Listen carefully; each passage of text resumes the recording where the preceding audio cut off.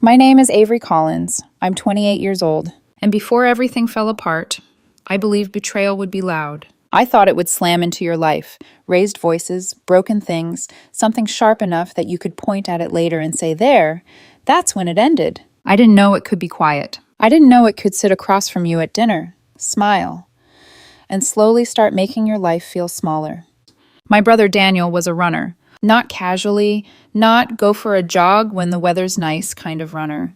He was the kind who woke up at 5 in the morning because he liked how the world sounded before anyone else touched it. He ran 3 marathons before he got sick. Leukemia. 14 months from diagnosis to the day we lost him. He was 25. I was 27 when he made me promise. You'll run one, he said from a hospital bed that still didn't look like it belonged to him. Just one, for me. I laughed at first. I thought he was joking. I hadn't run a full mile since high school. I was the kind of person who thought stairs were optional and cardio was punishment. But he didn't laugh. So I said yes. And once I said it, it stopped being optional. Training started the week after his funeral. Not because I was motivated, because I didn't know what else to do with the hours. Grief is strange like that. It doesn't just hurt. It leaves space. Too much space. So I filled it. 5 days a week, sometimes 6. I downloaded a training plan, joined a running group at a local shop, bought shoes that cost more than I'd ever spent on anything that wasn't rent. $176. I remember staring at the receipt thinking, this is ridiculous. Then I ran my first pain-free mile in months and thought, okay, maybe not. Month 3, I got a blister so bad my sock turned pink. Month 4, I stopped recognizing my reflection, not because I looked better, but because I looked sharper, more intentional. I lost 23 pounds. But more than that, I lost the version of myself who didn't follow through.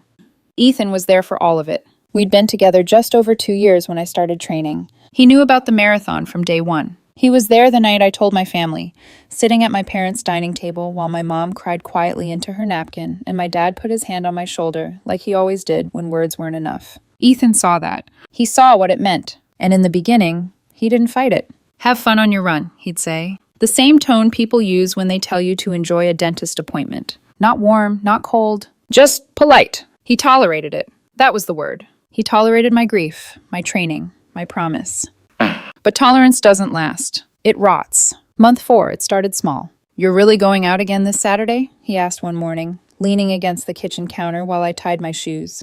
We could do brunch. I smiled. I'll be back by 10. He didn't say anything else, but he didn't smile back either. Month 5, it sharpened. You're kind of obsessed with this, he said one night, scrolling through his phone while I stretched on the floor. Normal people don't structure their whole life around exercise. I didn't argue. I just said, it's not just exercise. He didn't look up. Month 6 was when something shifted, something I couldn't unhear. We were arguing about time again, about weekends, about how I was never around, even though I was still there for dinners, for evenings, for all the quiet in-between moments that actually make up a life. And then he said it. Your brother wouldn't want you to ruin your relationship over a race. He said it casually, like it was reasonable, like it made sense, like my brother, who had watched his own body betray him piece by piece, would care more about brunch than the promise I made to him when he knew he was dying. I went still, not angry, not loud, just still. Please don't talk about him like that, I said. And then I stood up, grabbed my shoes, and left for my run, because if I stayed, I wasn't sure I'd recognize the version of myself that answered him. Looking back, that was the moment everything changed. Not visibly, not all at once, but something inside me shifted, like a quiet door closing. 3 weeks before the marathon, he said it. We were sitting at dinner. I had just told him my parents were coming. My sister-in-law, too. My 2 best friends. They'd even made shirts. My brother's name on the front, his favorite quote on the back. The only finish line that matters is the one you're scared of. My mom had been working on the design for weeks. Ethan listened, nodded, and then said, I'm not coming. I thought I misheard him. The kind of mistake your brain makes when reality doesn't line up with expectation. You're not coming, I asked. Ethan didn't hesitate, didn't soften it, didn't even look uncomfortable. No, he said. I'm not standing outside for 4 hours watching people run. It's boring. I have better things to do. Better things. I remember staring at him, trying to find something, anything, in his expression that suggested he didn't fully understand what he'd just said. But he did. That was the worst part. He understood perfectly and still chose it. Better things to do than watching his girlfriend cross a finish line for her dead brother. Better things. I held his gaze for a long time, long enough that the air between us felt heavy, long enough that I think, for a second, he expected me to argue, to push, to negotiate, to beg. Instead, I just said, "That's okay." That was it. No fight, no raised voice, no dramatic speech. Just acceptance. Because what do you say to someone who just showed you exactly where you stand in their life? He blinked, surprised. Like I'd skipped a step in a script he thought he knew by heart. I didn't explain myself. I finished my dinner, washed my plate, turned off the kitchen light, and went to bed. We didn't talk about it again. Not once. He acted like the conversation had never happened. Kissed me goodbye the morning of the race like I was heading into a normal day. Like I wasn't about to do the hardest thing I'd ever done, for the most important reason I'd ever had. "Good luck," he said. The same tone he used when I had meetings. Neutral. Disposable. The race started at 7 a.m. The air was cold enough to wake you up, but not enough to hurt. Thousands of people. Shoes tapping against pavement. Nervous energy vibrating through the crowd like static. I stood there, adjusting the bib pinned to my shirt, trying to slow my breathing. 26.2 miles. 8 months of training. 14 months of grief. And one promise. The first 10 miles felt almost easy. Adrenaline carried me. The crowd. The noise. People cheering for strangers like it mattered. Like we all mattered. By mile 15, the noise faded. It always does. That's when it becomes just you. Your legs, your breath, your thoughts. Miles 18 through 22. I won't romanticize it. It was suffering. The kind that strips everything down to instinct. My knees felt like they were grinding against themselves. My lungs burned. Every step felt heavier than the last. At mile 20, I slowed. Not stopped, but close. Close enough that the thought slipped in. You can quit. No one would blame you. You made it this far. It's enough. And then I saw him. Not really, but clearly enough. Daniel, sitting in that hospital bed. Legs that used to carry him 26 miles. Barely strong enough to get him to the bathroom. Smiling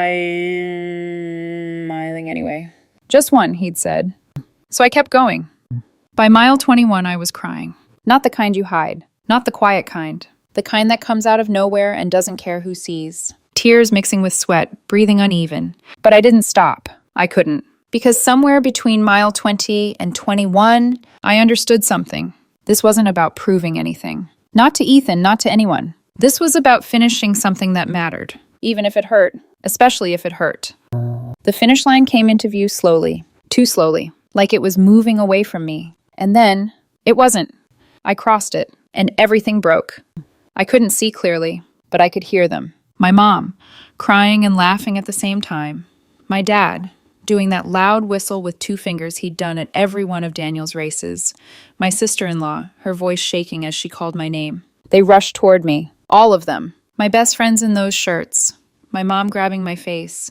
My dad pulling me into a hug that felt like it was holding together more than just me. My sister-in-law pressed a sign into my hands. He's watching. And I lost it. Completely. Right there. In front of everyone. No control, no composure, no holding it in. Just grief and pride and relief colliding all at once.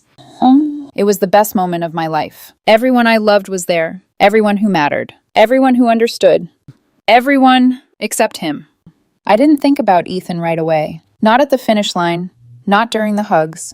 Not when we all piled into a diner Daniel used to love, still smelling like sweat and asphalt and something like victory. It wasn't until we were sitting there, pancakes on the table, my medal heavy around my neck, my mom taking pictures like she was trying to freeze time, that my phone buzzed. I glanced down. A message from Ethan. "Did you win? LOL."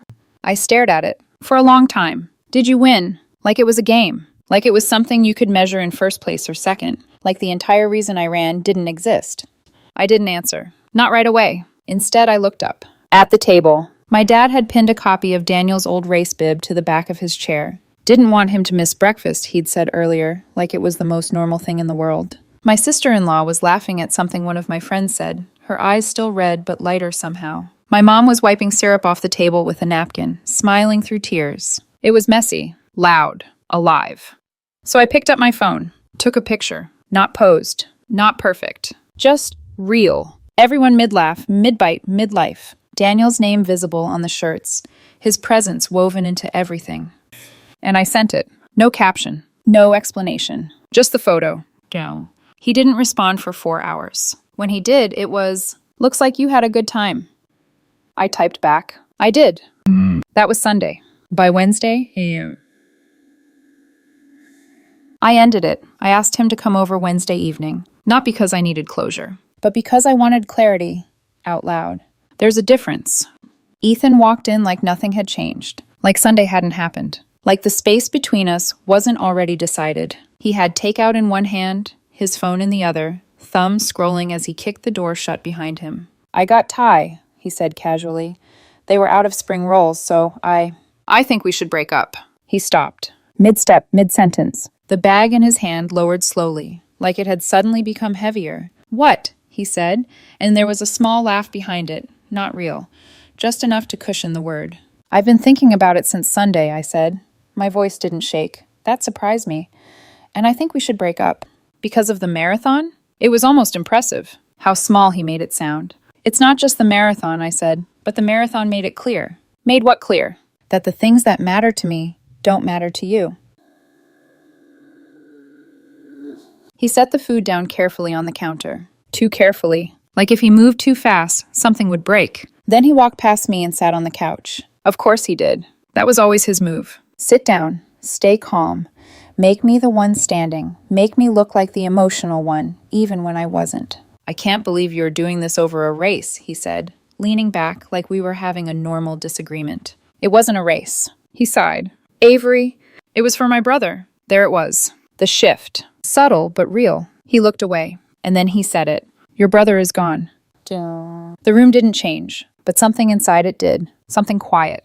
Permanent. How long are you going to keep? He started, and then stopped. Not fast enough. Not before I saw where the sentence was going. How long am I going to keep what? I asked. He shook his head. I didn't mean it like that. How did you mean it? Silence. Then, I just think you're stuck, he said. Like you're using this whole thing as...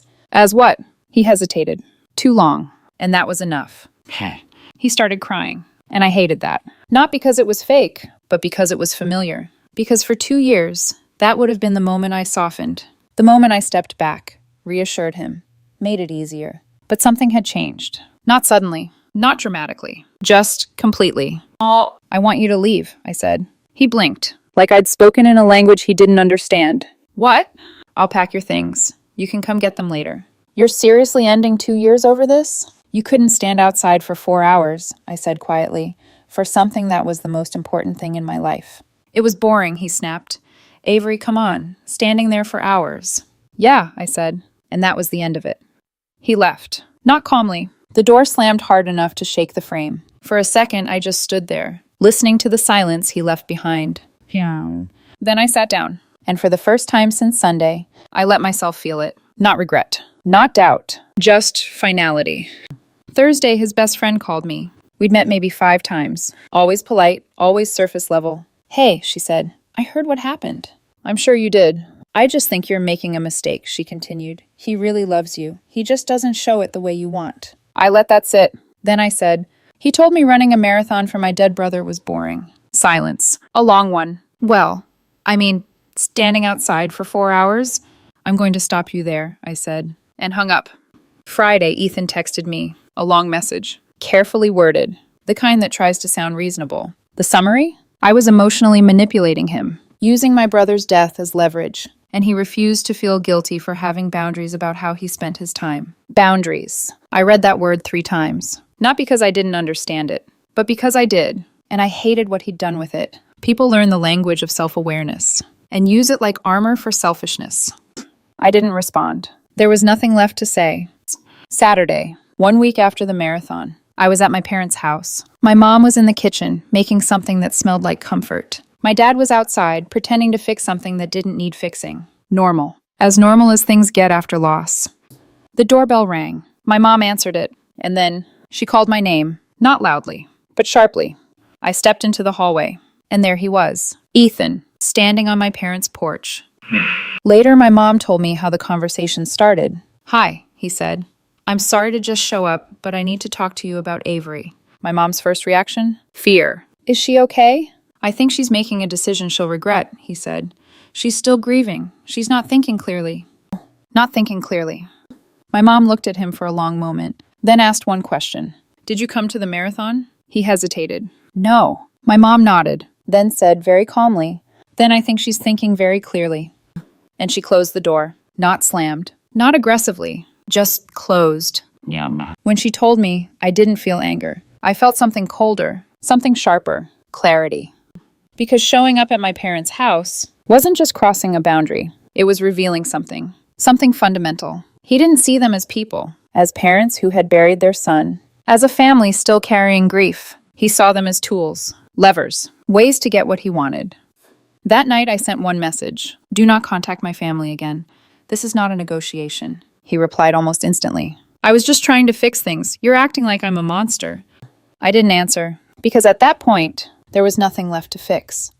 Or so I thought. Because the next week, he tried something else. And this time, he aimed wider. For a few days, it was quiet. No messages, no calls, no unexpected knocks at doors. I thought that was it, that he had finally understood, or at least stopped. I was wrong. He didn't come back to me. He went around me. It started small. A text from one of the guys I played basketball with on Thursdays. Hey, random question, you okay? That was it. Just enough to make something in my chest tighten. I called him. What's up? There was a pause. Your ex reached out to my wife, he said. Said some stuff that didn't really match what you told me. Of course it didn't. I asked what he'd heard. He hesitated, like he didn't want to repeat it, but felt like he should. She said you changed after your brother died, he said slowly. That she tried to support you, but you pushed her away. I closed my eyes. She also said you broke up with her because she couldn't make it to the marathon, like she had a prior commitment. A prior commitment. I almost laughed. Not because it was funny, because it was so clean, so carefully rewritten. Better Things to Do had turned into a scheduling conflict. I gave him the short version, 2 minutes. My brother, the promise, the marathon, what he said, why I ended it. When I finished, there was silence on the line. Then, yeah, he said, that sounds more like you. That was it. No lecture, no doubt. Just recognition. That was the thing about his strategy. It was smart. He didn't go after my closest friends. He knew better. He went for the edges. The people who knew us, but didn't know everything. People who might hesitate. People who might fill in the blanks. But he made one mistake. He assumed those people wouldn't talk to each other. Within 3 days, 3 different people reached out. Same story. Same confusion. Same quiet request. Hey, what actually happened? And every time I told them, not dramatically, not emotionally, just truth. And every time, the reaction was the same. A pause. A shift. Understanding. One of the guys from basketball said it best. Wait, so he skipped your dead brother's race, and now he's trying to get sympathy? A beat. Read the room. That should have been the end of it. It would have been. For most people. But Ethan wasn't done. It happened on a Tuesday night, 10 p.m. My phone rang. I saw the name and sat up immediately. My sister-in-law. She never called that late. Avery, she said when I answered. Her voice was steady. Too steady. I need to read you something. I didn't speak. I just listened. It's from him, she said. And then she started reading. The message was long, carefully written, soft in tone, calculated in intent. He told her he understood what it meant to lose someone. He didn't. He said he was worried about me, that I wasn't processing grief in a healthy way, that the marathon was an emotional crutch. I felt something cold spread through my chest. He had messaged her, Daniel's wife, the woman who stood at that finish line holding a sign that said, he's watching, the woman who lost her husband and still showed up for me. And he told her that honoring him was unhealthy. When she finished reading, there was silence. Then, what do you want me to do? She asked. Her voice wasn't shaking from sadness. It was something else. Something sharper. Whatever you want, I said quietly. He's not my responsibility anymore. She didn't respond right away, but she didn't need to. Because whatever she was about to do, I already knew. She told me later what she wrote back. One message. That was it. My husband died 14 months ago, she wrote. He ran 3 marathons. When he knew he wouldn't get to run another, he asked his sister to do one for him. She trained for 8 months, changed her life, and she finished it. I was there. His parents were there. Her friends were there. You weren't. Not because you couldn't be, because you chose not to be. And now you're messaging me, his widow, to tell me honoring him is unhealthy. Do not contact this family again. We're done with you. She hit send, and that was it. He never responded. Not to her. Not to me. Not to anyone. But the silence did not protect him. Because by then, it had already spread. Not because I told people, I didn't. I didn't have to. The people he reached out to, they talked. My basketball friend told his wife. His wife told her friends. The couple from that group dinner mentioned it to someone else. And my sister-in-law, she didn't blast him publicly, but she didn't hide it either. When people asked how I was doing, she told them everything. And here's the thing about truth. When it's consistent, it travels fast. Within 2 weeks, his version of the story was gone, not challenged, not debated, just replaced. Because people were not choosing sides in a breakup. They were reacting to something else, something clearer. Character. Last I heard, he told his own friends that my family had ganged up on him, that he was the victim, that I had weaponized grief. Maybe he believes that. Maybe he needs to. I don't.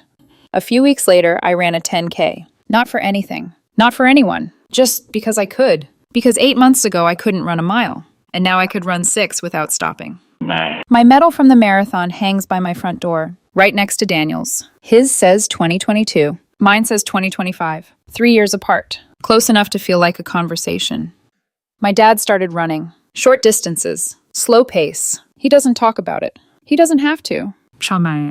My mom still cooks when she doesn't know what else to do. Grief casserole. Celebration casserole. Sometimes both at the same time. And my sister-in-law, she signed up for a half marathon in the spring. She asked me to run it with her. We're going to wear the shirts again. Ethan wanted me to choose. Him or this. The training. The grief. The people who showed up. He wanted the version of me that existed before Daniel died. The one who slept in on Saturdays. The one who didn't know what she was capable of. But that version of me is gone. She disappeared somewhere around mile 21, crying, running, refusing to stop. I don't miss him. Not really. I miss who I thought he was sometimes. But that version of him